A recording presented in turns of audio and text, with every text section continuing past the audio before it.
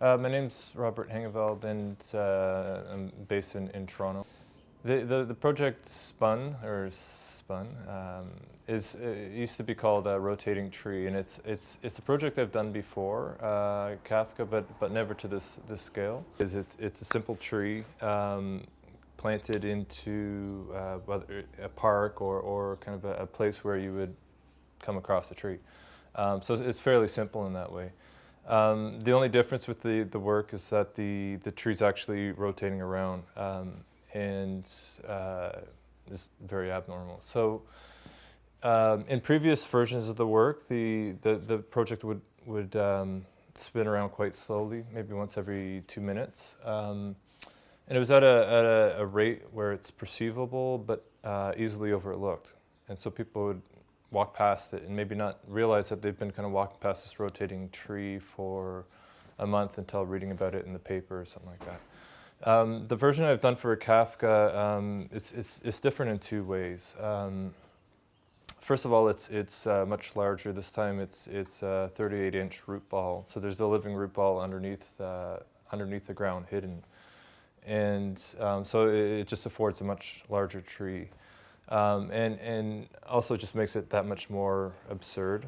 This kind of very familiar sight, and the scale of it just kind of makes the reality of what we see more challenging in terms of how it relates to the reality which we know.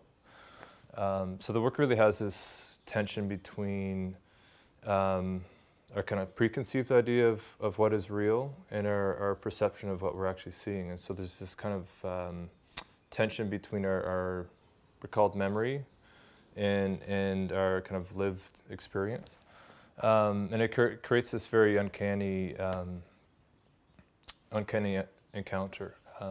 So that was the one way scale, is the one way that the two works differ. The work also stops where it didn't before. And so the tree will rotate for a while at different speeds and then slow down and stop. And it'll actually sit still for maybe 30 seconds, a minute. It's a bit random. And in that kind of pause, there's this return to an authentic reality, in a sense. It kind of comes back to a familiar place. And almost in the way John Cage allowed silence to kind of fill space, when the tree stops, it becomes kind of, it blends in. It's almost as though it's kind of hiding amongst its kin, its fellow trees, right? And then the thing will suddenly start spinning the opposite direction, back and forth, and it's much more sporadic and includes a lot more downtime, a lot more pauses. And moments where it feels real again. It looks like it's just a regular tree. And then suddenly kind of breaks out of that into this very kind of unreal space. One of the things with that work is it's intentionally created to look and fit in a situation that is very familiar. So it's in a setting that to come across a small tree is not unfamiliar. The landscape around it is familiar. And so all these things kind of appear real.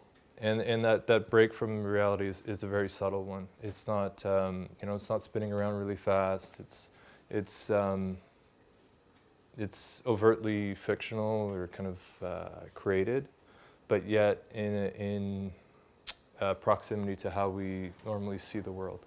And that proximity creates a real tension between the world we know and this kind of world we're seeing.